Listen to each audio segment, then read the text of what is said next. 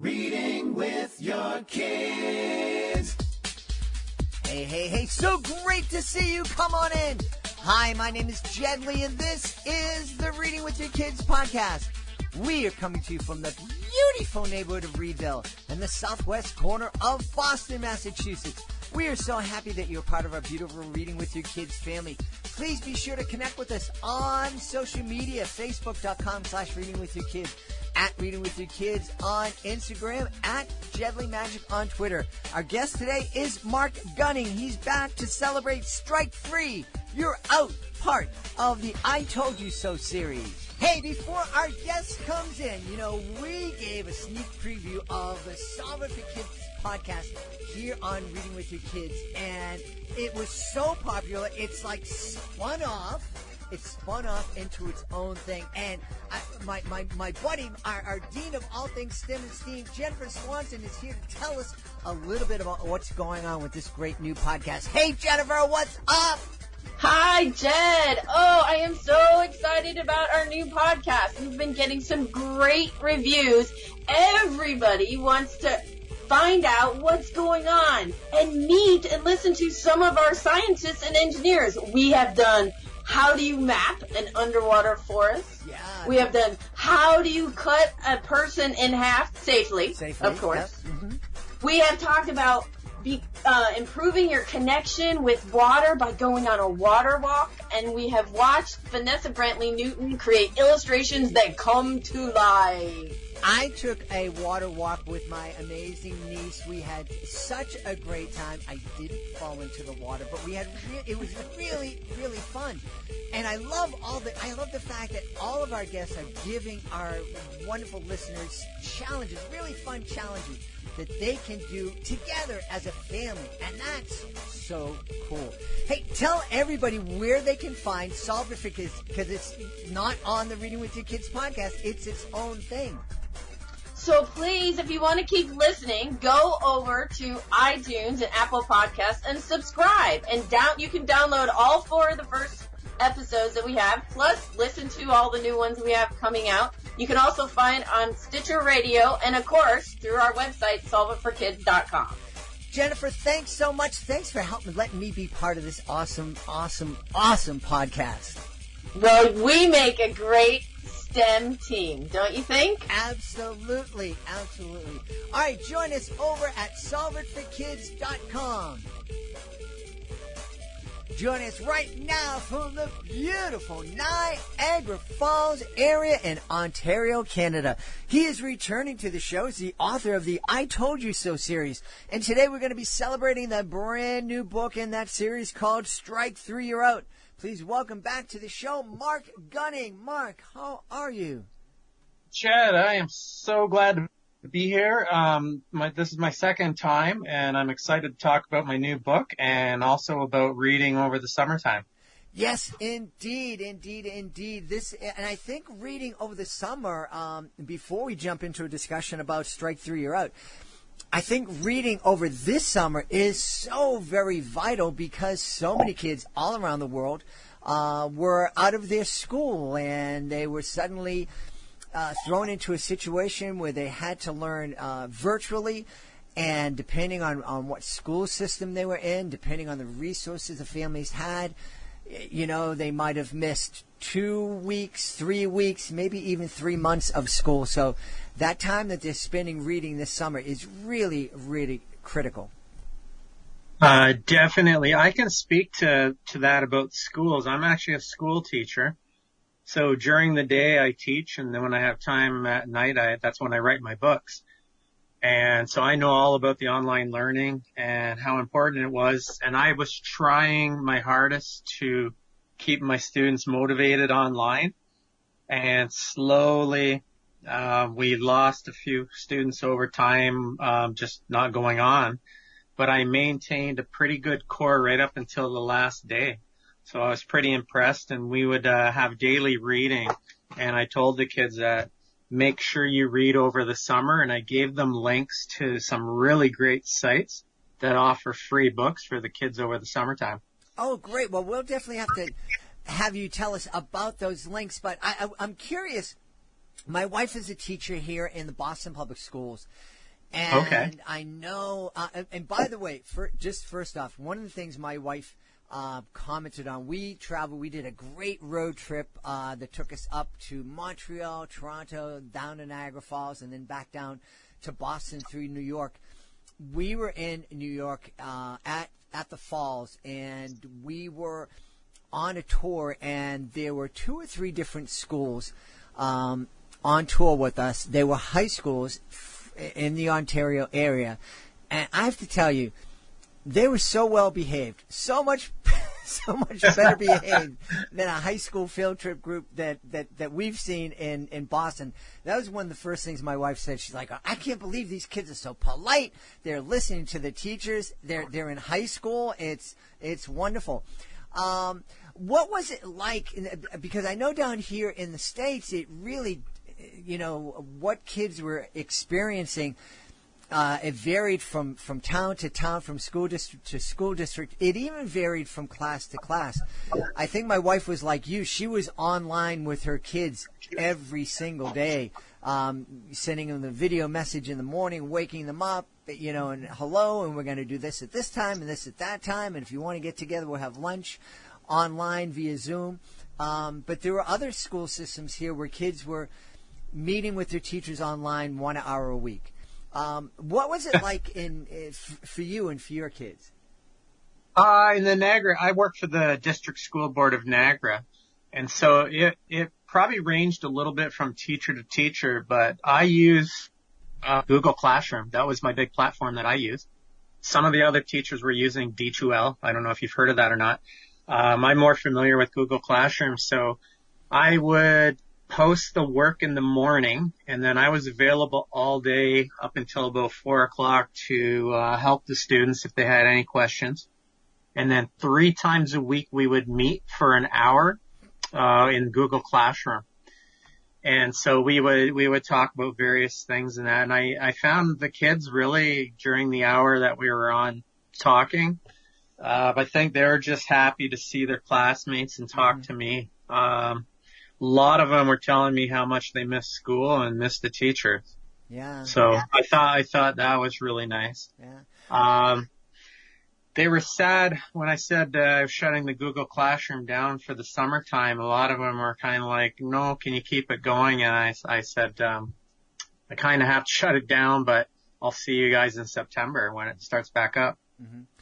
Now, speaking of September, what's the thinking there? I know here in Boston, in Massachusetts, the governor came out and said schools are starting in September, and they said, and what's it going to look like? We're not sure, but we know that schools are starting in September. Do you guys anything more definitive for kids in Ontario? Okay, what I've heard. Because everybody I run into asks me, so what's going to happen in September when you go back? To be honest, I've heard a number of things. One thing, that idea they're kicking around right now is that they want to have class sizes limited to 15 students, and they'll be spread out in the classrooms. They'll not go on Rotary. They will be taught by one teacher. For example, I would teach them all day. Yeah. We would stay in the classroom. From what I hear, possibly there might not even be phys ed because you can't go down and share the equipment. Right. Who's going to clean the equipment? Mm-hmm. So basically I would do phys ed in my classroom. I would have to find some fitness, stuff to do with the kids like that way. They would do cohorts of, the projected idea is two days, one class will come in for 2 days. Then on Wednesday, that will be a day where we do online learning. And so the kids will be learning online learning at home. And then on Thursday, Friday, that's when the second group of students would come in. And then they would rotate and then do the same thing the next week. That's one idea. A lot of parents are concerned, where are these students going if the parents are working during the 2 days that they're off or the 3 days they're at home. And they've made a good point by saying, what if they're at daycare and they're interacting with other kids, or they go to a boys and girls club or something like that? What's happening with all the interaction? Wouldn't it be better if the students were just at school, all of them together, instead of being spread out during the week? And so it's actually a really good point. I'm not sure what really will happen. I know we're going back in September.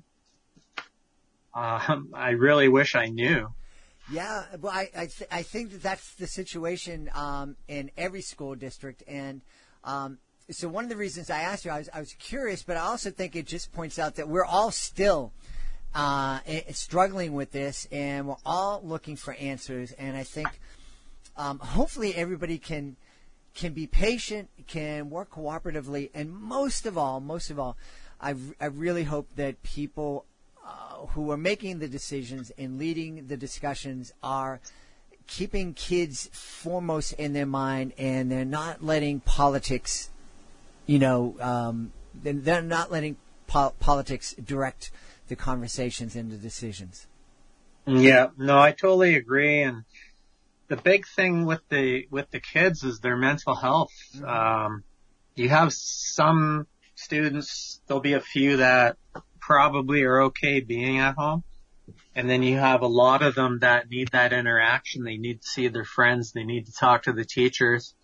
They need to get out and play. And so that's a huge thing. That's really why they want to get these kids back. Yeah. But like I know what you said, we really have to keep in mind, this has never happened really, not in my lifetime. And so we don't know what to do. Yeah. Well, I know one thing. One thing you and I need to do right now is we need to talk about Strike 3 You're Out. Tell us about this story. All right. Strike 3 You're Out is my third book, and it's in the I Told You So series, and it's a collection of short stories.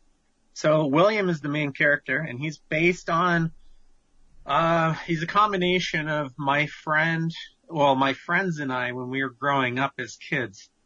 And I was lucky that I grew up, I had access to a farm. We had a family farm. And then my friend had a family farm. And between the two of us, we got into, I guess, a lot of adventures, you could say. And so William, the main character, he comes up with plans. And his best friend, Thomas, he's the voice of reason. He sort of comes out and says, okay, I don't really think this is a good idea. Should we do it? The good thing is William ignores Thomas's thoughts, and he says, don't worry, nothing will happen. And then the great thing is something always happens. And I think the kids love seeing the plans. And each story, I usually have 2 to 3 plans that are drawn by William.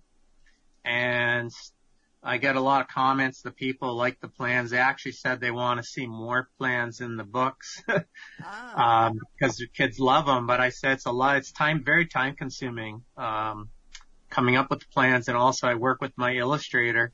My illustrator's in Latvia, so I contact him through like Zoom and Google and all that stuff online.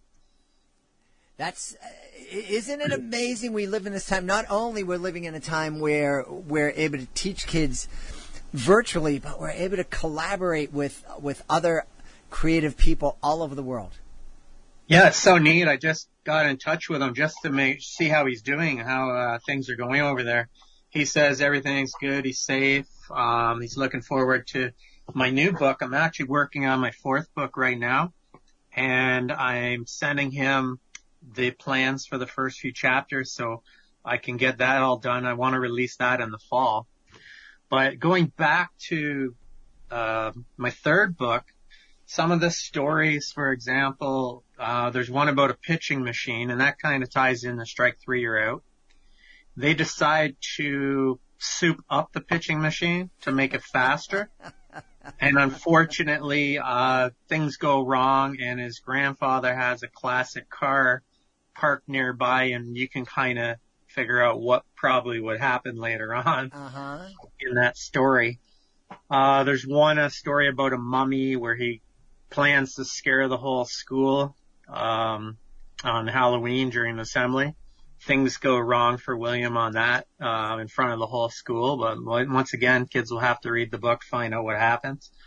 One of my favorite stories in there is called Rock Stars. And they find some old equipment, music equipment at the side of the road. They take it home. They form a garage band. And they start playing a song and they become popular in the neighborhood. And there's a little kind of like an Easter egg in there for one of the Canadian bands, but I don't want to say. I want people to try to read the book and figure out who I'm referring to in the book.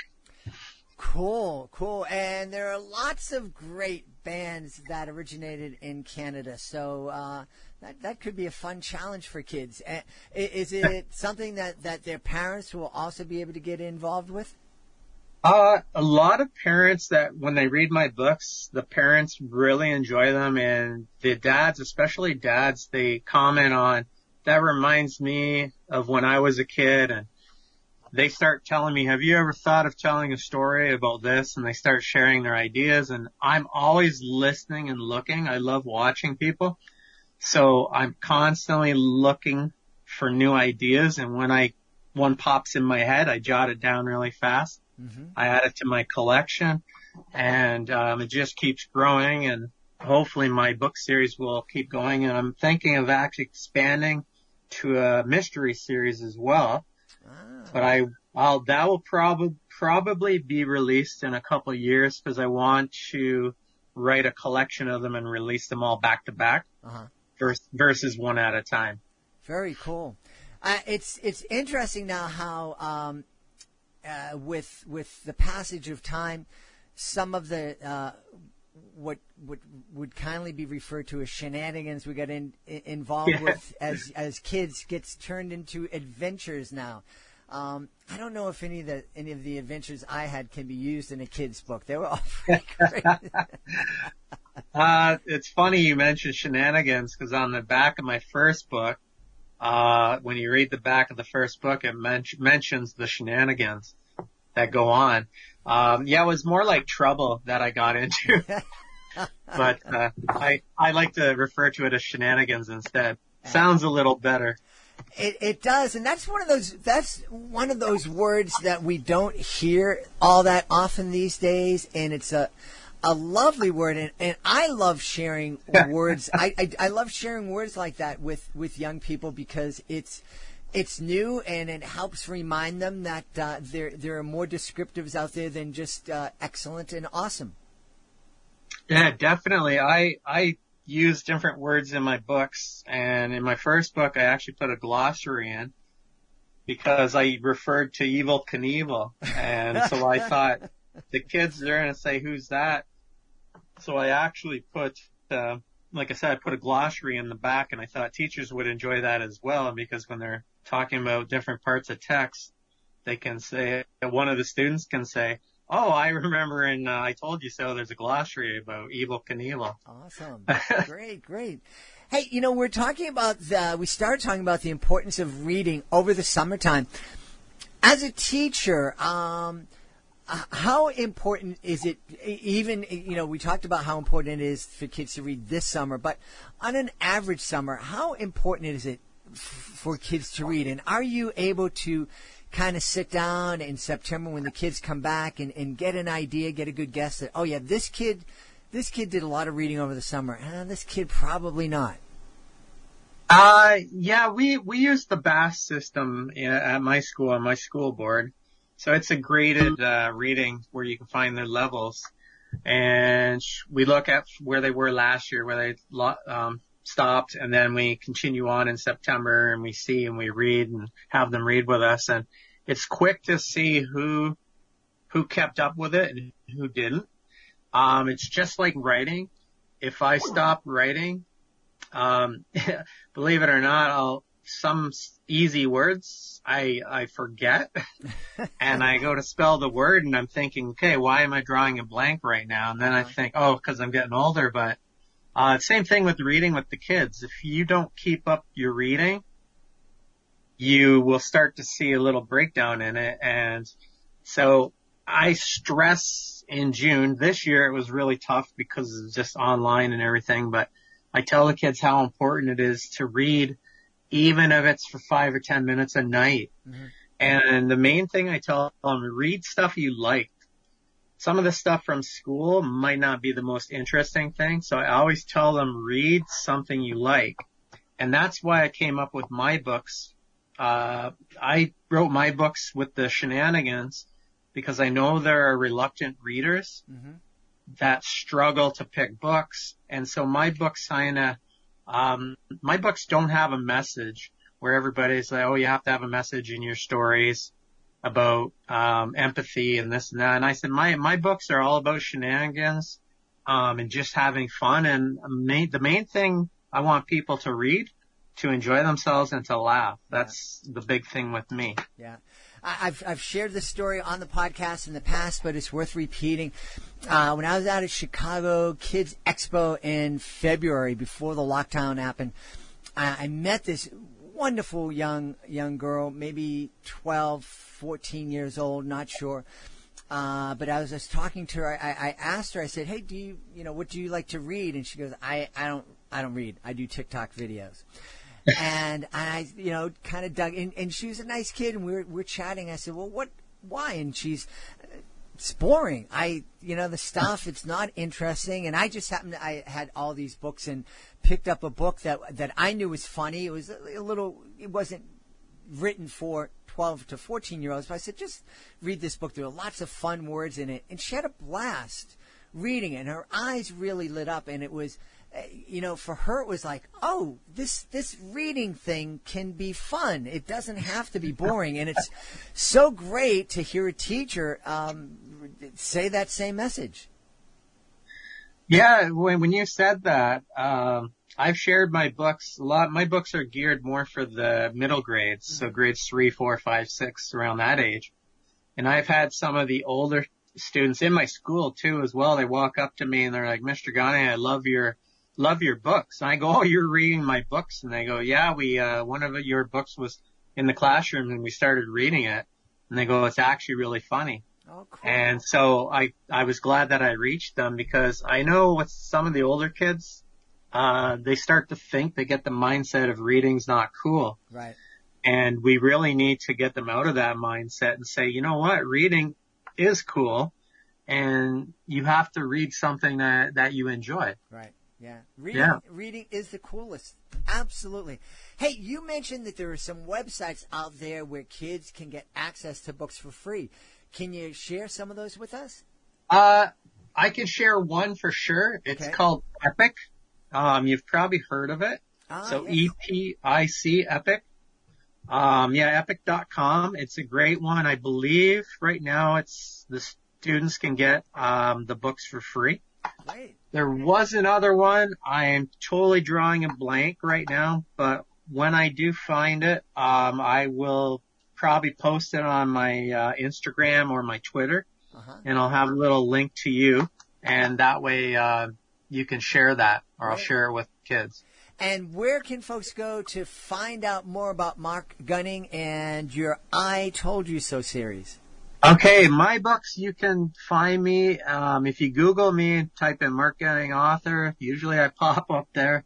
It's a whole bunch of pictures. Some of them are silly, but that's kind of me anyway. So people are like, why did you put that on? And I said, because my stories are silly and kids like silly stuff. Here's a silly picture. You can go to my website. It's called itchygooniebooks.com. There's also, I have spots on Amazon. I have a series page on Amazon.com. If you look for that, I'm also on Kobo, Apple, Google Play, you name it. You'll find my books they're out there. I have 3 right now. And like I said, I'm working on the 4th one. That sounds great.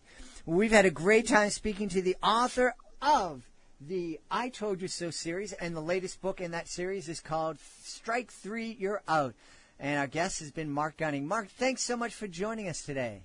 Oh, Jed, thank you so much for having me, and I hope to continue our conversation another time, hopefully in the future. Please be sure to join us for the next edition of the Reading with Your Kids podcast. Our guest will be our Dean of all things STEM and STEAM, Jennifer Swanson, for another STEM Tuesday edition of the podcast.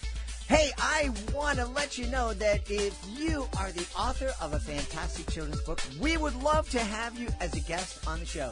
Being a guest, it gives you the opportunity to tell thousands and thousands of people about your fantastic book. And it's fun. And it's easy. It really is. All you need to do is to go to our website, readingwithyourkids.com. Click on the contact button that you'll find at the bottom of the page. To be honest with you, probably the most challenging thing about the submission process is finding our contact button. It's not hidden. It's just at the bottom of readingwithyourkids.com. Go down there. Let us know about your great book. We will let you know the next easy steps. Right now, the next easy step for me is to thank the folks who make today's show so very wonderful. Of course, we want to thank our guest, Mark Gunning, for coming back to the show. Be sure to check out Strike 3. You're out. Also want to thank my incredible team, starting with my producer, Fatima Khan. I want to thank my awesome author ambassador, Peggy Cotto. I want to thank my beautiful wife for all of the love and support she showers with me with. But most of all, we want to thank you. You are making the world a better place by reading with your kids, by teaching your kids, by cooking with your kids, exercising, hiking with them, showering them with love. It's making a difference in the world. Thank you so very, very much. I'll be looking for you in the next edition of the Reading with Your Kids podcast.